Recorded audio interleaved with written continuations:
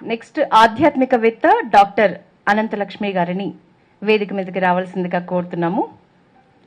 మంచి విషయాలు మాట్లాడాలన్నా, ఏ ఛానల్ చూసినా ఆధ్యాత్మిక విషయాలు మాట్లాడాలన్నా, ఇంటికి సంబంధించి ఆఫీస్ వరకు ఎలాంటి ఆధ్యాత్మిక పరమైన డౌట్స్ ఉన్నా అందరం చూసేది మేడం గారి ఇంటర్వ్యూసే.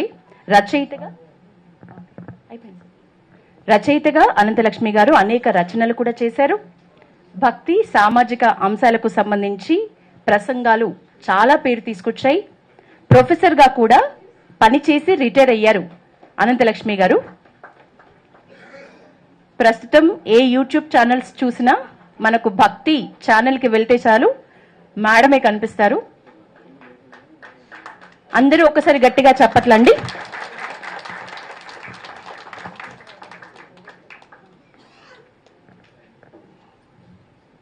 మేడంకి ఒకప్పటి స్టూడెంట్ మన ఇవాల్టి విశిష్ట అతిథి రామచంద్రరావు సార్.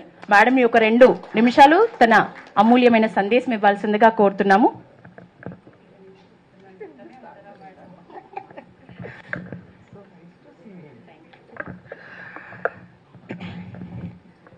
వేదికను అలంకరించిన బీజేపీ రాష్ట్ర అధ్యక్షులు శ్రీ రామచంద్రరావు గారికి, ఈ కార్యక్రమాన్ని నిర్వహిస్తూ విద్యారంగానికి ఎంతో సేవ చేస్తూ ఉన్నటువంటి ఎమ్మెల్సీ శ్రీ కొమరయ్య గారికి, ఇక్కడ లేకపోయినా ఇంతమందికి ప్రేరణ ఇస్తూ ఉన్నటువంటి శ్రీ నరేంద్ర మోడీ గారికి నమస్కారం చేస్తూ, నేను ప్రథమ సేవకుడిని అని చెప్పినప్పుడు చాలా ఆయన ప్రధానమంత్రిగా అయిన రోజుల్లో నాకు భాగవతంలో ఒక పద్యం గుర్తొచ్చింది. అది భాగవత హృదయంగా చెప్పబడుతుంది. ఒకప్పుడు అందరూ ప్రతిరోజు పడుకునేటప్పుడు ఆ పద్యాన్ని చదువుకునేవారు. మా చిన్నతనంలో కూడా మేము చదివేవాళ్ళం. నీ పాద కమల సేవయు నీ పాదార్చకులతోడి నెయ్యము నితాంతాపారభూత దయయు తాపసమందార నాకు దయసేయగదే అని తన ఇంటికి వచ్చినటువంటి కృష్ణుడు బలరాముడు వస్తే మాలాకారుడైనటువంటి సుదాముడు అనేటటువంటి వాడు చెప్పిన మాట. ఇక్కడ నీ పాదకమల సేవ అంటే కృష్ణుడి పాదాలు మాత్రమే పూజించటం అని కాదు.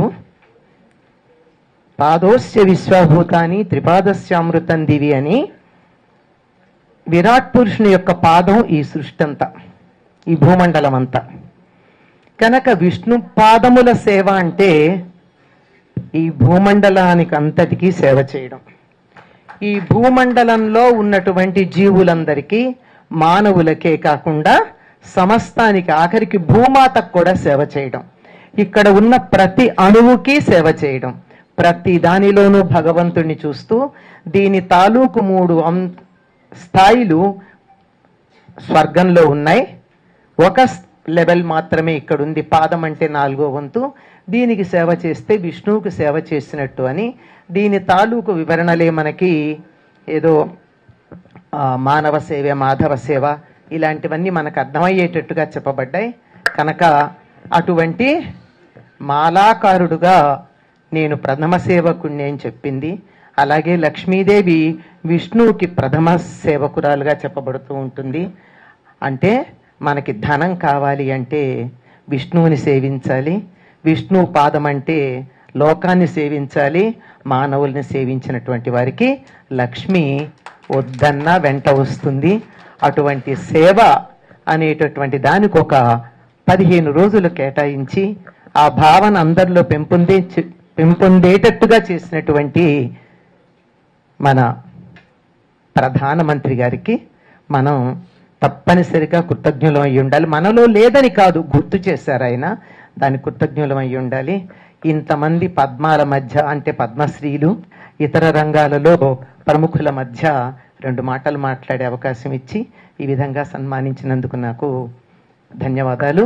ఈ పాఠశాలతో నాకు చక్కని అసోసియేషన్ ఉంది. నా మనవడు ఇక్కడ చదువుకున్నాడు, ఇక్కడే చదివాడు. అందులో వాడి క్రికెట్ కూడా చాలా ఇంట్రెస్ట్. అక్కడికి మంచి ప్రోత్సాహం అది ఉండేది.